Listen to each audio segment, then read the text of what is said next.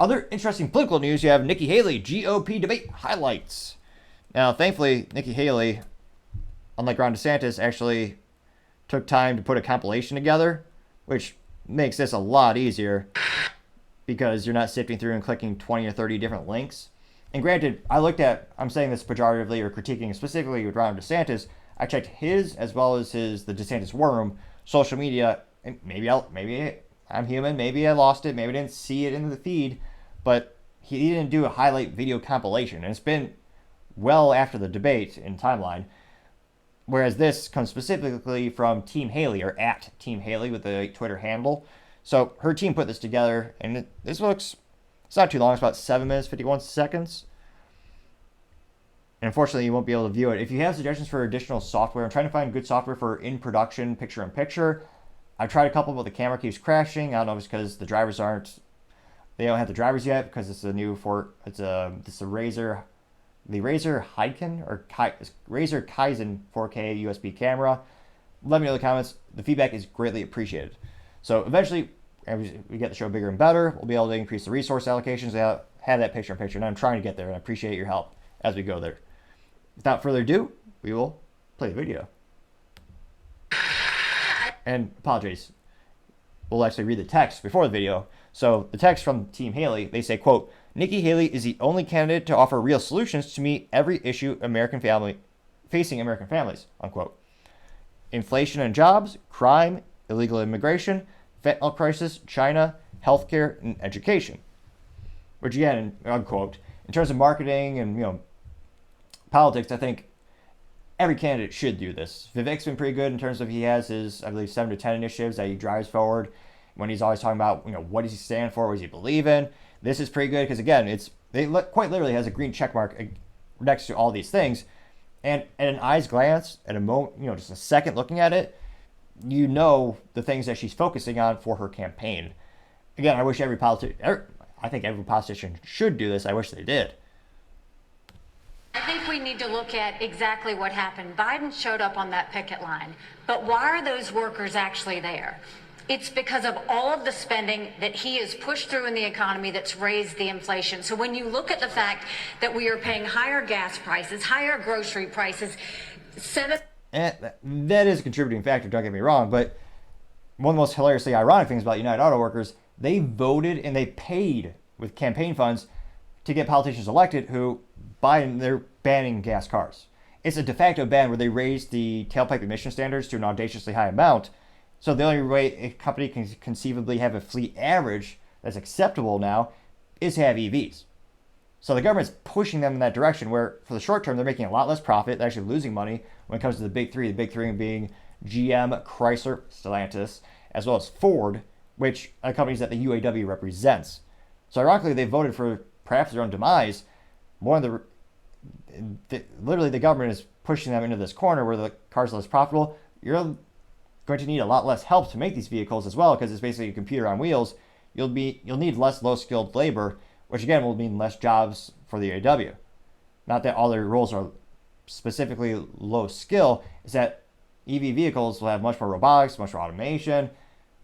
So again, I think she should address that as well. But what she's saying is true, but I think that additional context does help. $7,000 more a year for families. What we need to do is I came out with an economic plan, eliminate the gas and diesel tax so that they have more money in their pocket. Let's focus on going after middle America and cutting taxes for middle America and collapsing those brackets. Let's get rid of unfair distortions like the state and local tax that they give to wealthy people in blue states and paid by red states. And let's make sure we make the small business taxes permanent. They only made those temporary. They made the corporate taxes permanent. Let's focus on what it takes to get more cash in the pockets of workers. That's when we'll be able to deal with strikes like this, not sitting on a picket line like Joe Biden is. Thank you. It means special operations. It's how we deal with our terrorists. And what you need to do is understand that Mexico's not being a good partner if we lost 75,000 Americans last year. Mexico's not being a good partner if they're letting the cartels get away with what they're getting away with. What we will do is we will make sure that we send in our special operations and we will take out the cartels, we'll take out their operations, we'll take out anything that's doing it. But we're going to go after China. That is an aggressive idea. I think depending on how you're defining the rules of war, them sending so many drugs and people here could be interpreted as an act of war. But what she's talking about would be an act of war in terms of if you're sending military units into the other country. I'm not saying it's not a good idea in terms of politics, in terms of it really fixing issues head on, but depending on how you're defining that, it would need an act of Congress. And the U.S. government has actually declared war in decades, which is another topic for another time, but interesting approach. Because China is the one sending the fentanyl in the first place. And we will end all normal trade relations until China stops sending fentanyl. And then we'll do the special operations and we'll get it from both sides. This is where President Trump went wrong. He focused on trade with China. He didn't focus on the fact that they were buying up our farmland. He didn't focus on the fact that they were killing Americans. He didn't focus on the fact that they were stealing $600 billion in intellectual property. He didn't focus on the fact that they put a spy base off our shores in Cuba. They didn't focus enough on the fact that all of our law enforcement drones in America are Chinese, and we've got all these little surveillance cells. We need to start focusing on what keeps Americans safe. That hasn't happened in a long time. As your president, I will make sure every American is safe, and we'll do whatever it takes to make that happen. First of all, is we have to acknowledge the fact that 67% of our eighth graders are not proficient in reading or math. Over 80% of our eighth graders aren't proficient in history or civics. And recently they came out and said our 12 and 13-year-olds are scoring at the lowest levels they've been scoring in reading and math in decades. So the first thing we've got... But don't forget, the teachers' unions want even more money. And they don't want to share the curriculum with you. Heaven forbid the parents know what they're teaching. To do is we've got to make sure we catch our kids back up. We have to make sure they can read. A child that can't read by third grade is 4 times less likely to graduate high school. We need to do reading remediation. We need complete transparency in the classroom. No parent should ever wonder what's being said or taught to their child in the classroom. We need to make sure that we have school choice so that there's competition. We need to move all the programs from the federal government down to the states and let states decide what education looks like in their states. Right. And we need to start building things in America again. Let's put vocational classes back in our high schools, and let's get our kids building the things that we know that we can make. When we start to focus on that and really bring in that parental involvement, that's when we'll start to see a difference. But we've got to get parents back included. We've got to quit spending time on this DEI and CRT and instead focus on financial literacy, on digital literacy, and on making sure that our kids know what they need to do to have the jobs of the next generation. Another great note about the financial literacy in schools being not all utterly useless and mentally vacuous, but how do schools not teach kids to calculate an ROI from a college degree, or how to balance a checkbook, or I guess more realistically these days, a credit card statement, or show them, hey, if you pay the minimum on your credit card, it would take you forever to pay it off, literally. Can't help but see public schools fail in many ways, especially when it comes to finances. They just don't seem to be teaching those things. So I think, again, these are good notes. I think parents will appreciate those particular notes. First of all, how can we be the best country in the world and have the most expensive health care in the world? We have an issue. My mom was in the hospital, and when she was in the hospital, they tried to bring her a couple of Tylenol, and she said, I don't need it. And they said, honey, go ahead and take it because you're paying for it anyway. Why is it that when we got the bill, the insurance company in the hospital negotiated the bill for her without her having anything to do with it? When I am president, we will break all of it, from the insurance company to the hospitals to the doctor's offices to the PBMs to the pharmaceutical companies. We will make it all transparent, because when you do that, you will realize that's what the problem is. Second thing is you've got to deal with tort law. The doctors don't give you the 10 tests because they want to. It's because of the 90% chance they'll get sued. And then we need to bring competition back to healthcare, get rid of certificate of need systems, and make sure that they can compete. We have to put the patient in the driver's seat. They've been in the back seat for way too long. And once we give the patient the ability to decide their health care, deciding which plan they want, that is when we will see magic happen. But we're going to have to make every part of the industry open up and show us where their warts are, because they all have them, and we need to fix this on behalf of the American people. This is infuriating, because TikTok is one of the most dangerous social media apps that we could have. Yes. However, the irony is her daughter gets, I believe, 40 billion views on TikTok. That's one of the biggest critiques that people have had from this particular segment of the GOP debate. Yeah, your family is really big on the TikTok. And what you've got, I honestly, every time I hear you, I feel a little bit dumber for what you say. Because I can't believe that here you've got a TikTok situation. What they're doing is these 150 million people are on TikTok. Including her daughter. In fact, let's look that up right now. How many billions of views does Nikki Haley's daughter have on TikTok? So Nikki Haley, daughter, TikTok. Let's see. One day ago. Jeez. How popular is? No way. 38.9. Jesus. So Nikki Haley daughter. That can't be right. 40.4 billion? That can't just. That has to be every post about her. That's gotta be it. That's gotta be. Let's see. Nikki. What's her name?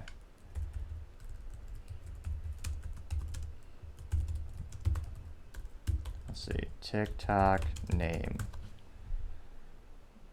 What is her name? Nikki Haley.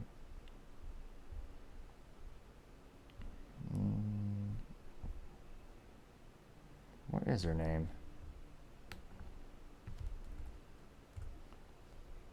Rena. R-E-N-A. All right, Rena Haley. R-E-N-A. Oh, come on.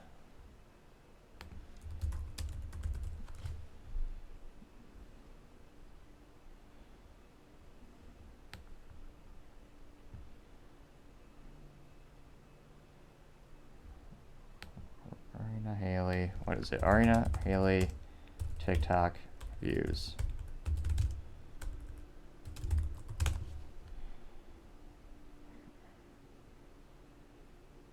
Okay. This looks like it's her account.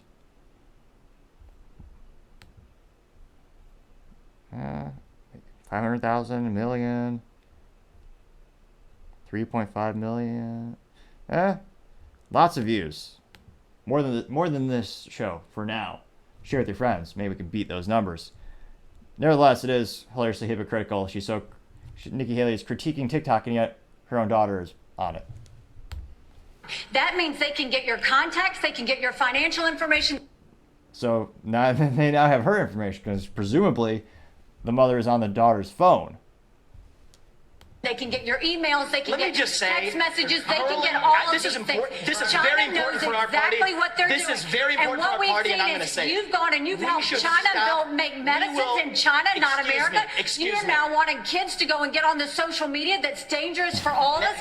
You went and you were in business with Including her kid. the Chinese that gave Hunter Biden $5 million. We can't trust you. We can't trust you. We can't have TikTok in our kids' lives. This is very important. Mr. Ramaswamy, Again, this is her highlight reel. She's proudly putting this out as an advertisement. Do you think that interaction makes her look good or bad? you have 15 seconds. I think it's... Well, and I actually did it in South Carolina, too. You know, They cut his response. All right. what we knew in South Carolina was you take care of those who take care of you. We have to start taking care of law enforcement, but it's not just taking care of them with words. It's making sure that you also follow through on what they do. Right now, we have a lot of stolen guns on the street. Well, these law enforcement officers, they arrest these people, and then they go and they're let out the very next day. So law enforcement feels like no one has their back. We have to start prosecuting according to the law. We have to make sure we have the backs of law enforcement, and we have to make sure that we're a country of law and order. Well, what happens is when Joe Biden waved the green flag, it told everybody to come. And now we've seen 6 million people cross the border. We've had more fentanyl that have killed Americans in the Iraq, Vietnam, or Afghanistan wars combined. We need to make sure that we are a country of laws. The second we stop being a country of laws, we give up everything this country was founded on. So we have to secure the border. The way we do that is, first of all, defund sanctuary cities. You see what's happening in Philadelphia right now. It's got to stop. We need to make sure we put 25,000 more Border Patrol and ICE agents on the ground and let them do their job. I spent 400 miles down that border, and I'm telling you, Border Patrol agents aren't allowed to do their job. Let's go back to remain in Mexico policy. Instead of catch and release, let's go to catch and deport. What about and the aid that federal taxpayers are paying to deal with the root causes? It's not working. The Or is only it? aid that we should be spending right now is to secure the border, the southern border, the northern border, period. You would cut we off need aid to to the keep region? Americans safe, and right now Americans are not safe. Only when we fix the immigration system, only when we get the border secure, should we ever look at putting any more money into this. Our money should be about keeping Americans safe. We're not doing that. Joe Biden's not doing that. And you mentioned Congress and shutting down government. I'll make it clear. We have to change the budget process in 4 years. In 40 years. Congress has only delivered a budget on time 4 times in 40 years. Right. If they don't keep the government open, they should not get paid. No pay, no budget. That's the way we should do it. Interesting. So that was, again, from Team Nikky Haley on the Twitter, their highlight reel, what they think is going to be the most attractive things that will make people want to go vote for her. Now, in terms of feedback and kind of the statistics on how many people saw it, again, this is a stark contrast with the competition. She got 24,600 views. That's quite literally a tenth. I know public schools are all the time low for math scores. I'll also translate that to 10%. So if you had 10 apples, she got 1 apple of the 10 compared to the audience. Now, in terms of the response, one of the top responses is, quote, "Thank you for your objective analysis, Team Haley." Laugh emoji. "I like Nikky though, but this is pretty silly claim. Pretty much every candidate could speak to addressing each of those issues. They don't get the time to hit everything," unquote. Person got 2 likes. Someone by the name of V. This person says, quote, "You have nothing but the same recycled GOP establishment warmonger talking points to offer, so you attack your colleagues like shrill Branchy in the midst of a mental breakdown. You're now copying Vivek on using U.S. troops at the border, just like you praised his book," unquote. Though, with a little eye roll emoji as well. Person got 49 views, 1 like. Let's see. Diego Cortez says, quote, "Nikky Haley for financing the Ukraine war," unquote, getting 2 likes.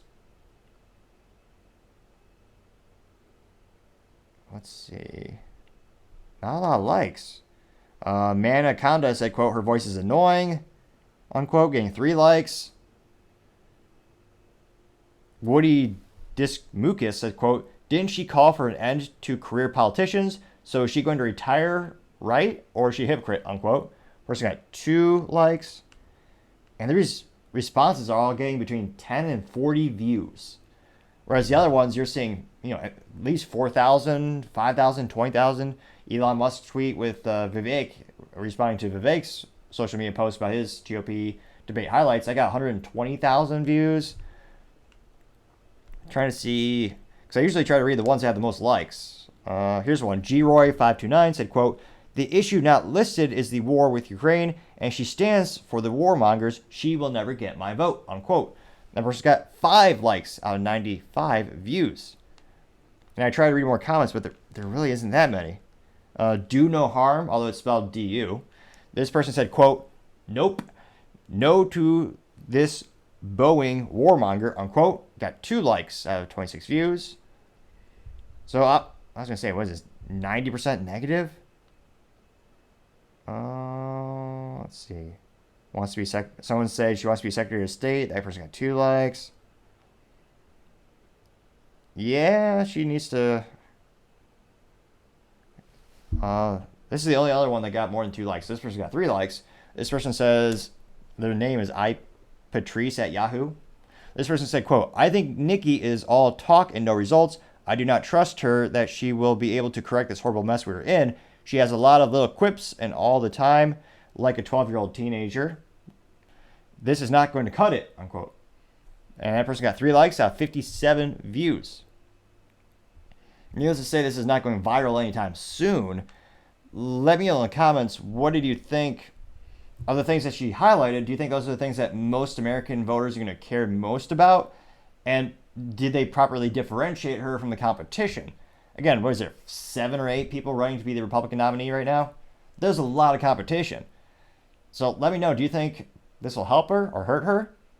We'll compare some polls later this week as well, kind of see where people are heading at. Thank you again for taking the time to tune in today. Again, I know it's ambitious, but we're trying to get to 4,000 subscribers by the end of October. So if you can click that button, I'd greatly appreciate it. Also, don't forget to take the time to like and comment. Your feedback is greatly appreciated. Even if it's critical feedback, that's how we get the channel better and better, and it's how I improve. Also, don't forget to take the time to tell your family, tell your friends, tell your coworkers, heck, tell your enemies, tell anyone and everyone. Just stay safe, fight the good fight.